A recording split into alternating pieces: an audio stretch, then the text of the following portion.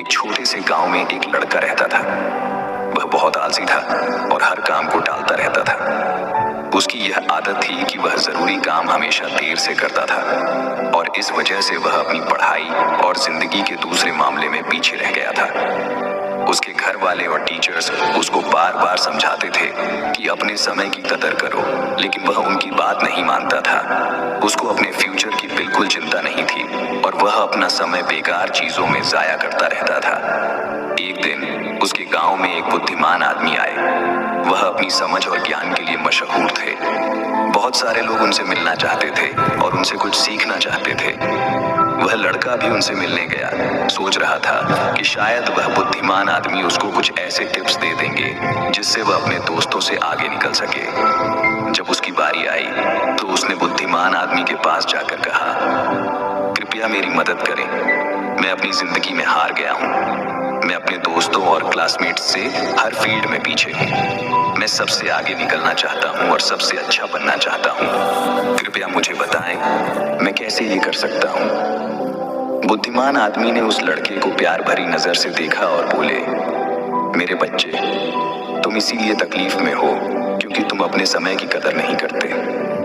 तुम हमेशा काम टालते रहते हो और अपने अनमोल पल बेकार चीजों में जाया कर देते हो। चलो मैं तुम्हें एक कहानी सुनाता हूँ जिससे तुम समय की कदर समझ पाओगे। लड़का बच्चे ध्यान से सुनने लगा। बुद्धिमान आदमी ने कहानी शुरू की। एक बार एक राजा था जो बहुत दयालु और उदार था। उसको अपनी प्रजा से बहुत प्यार था और वह हमेशा उनकी मदद करता था।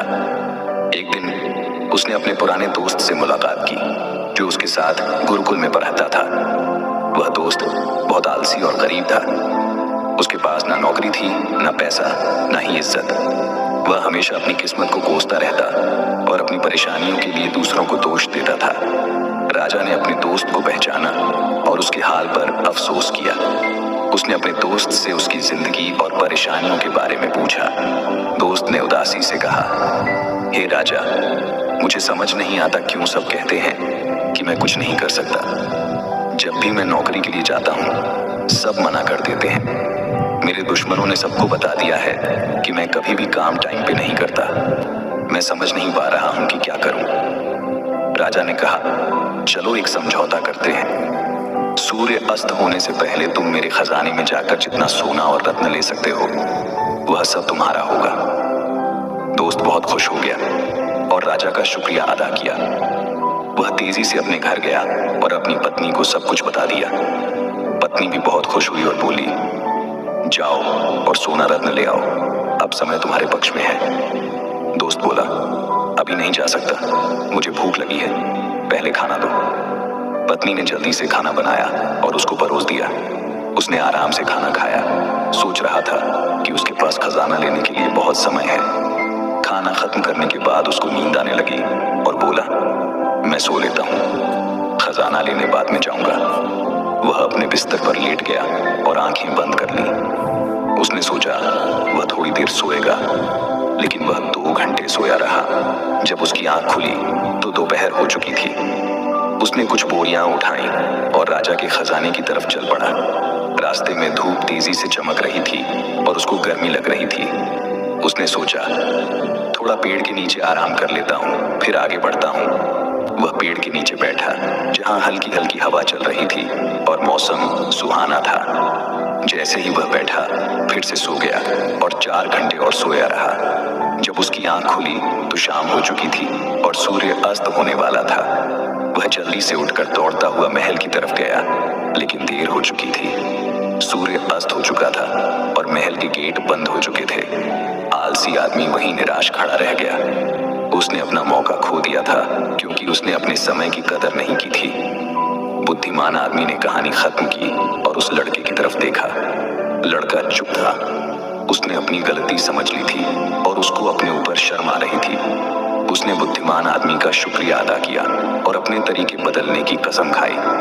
उसने समझ लिया कि समय अनमोल है और इसे जाया नहीं करना चाहिए।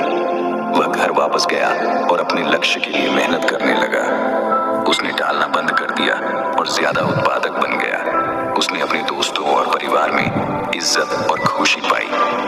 हमारी जिंदगी में अगर हम देखें तो समय सोने की तरह होता है। ये सबसे अनमोल चीज है जो हमारे पास है। हमारे पास जिंदगी में सिर्फ सीमित समय है और हमें इसे समझदारी से और उत्पादकता के साथ इस्तेमाल करना चाहिए।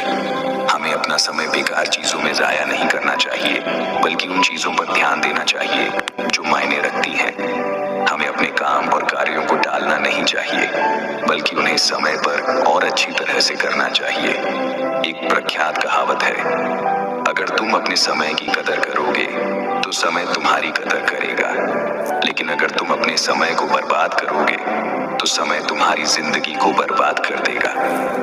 हम जिंदगी में कुछ भी हासिल कर सकते हैं अगर हम अपने समय का सही उपयोग करें, लेकिन अगर हम अपना समय जाया करते हैं तो हम अपने मौके को खो देंगे और बाद में पछताएंगे।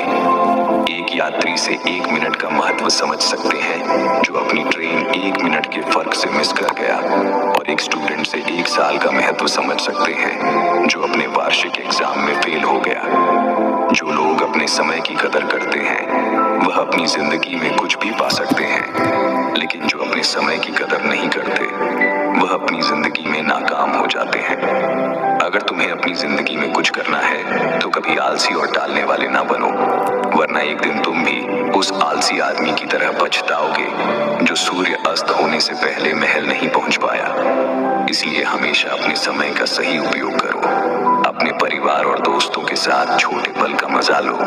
ऐसा करने से तुम अपने सपने और लक्ष्य हासिल कर पाओगे और एक संतुष्ट और पूर्ण जिंदगी जी पाओगे। ये स्टोरी आपको कैसी लगी कमेंट बॉक्स में बताएं और अपने दोस्तों के साथ शेयर करें। धन्यवाद।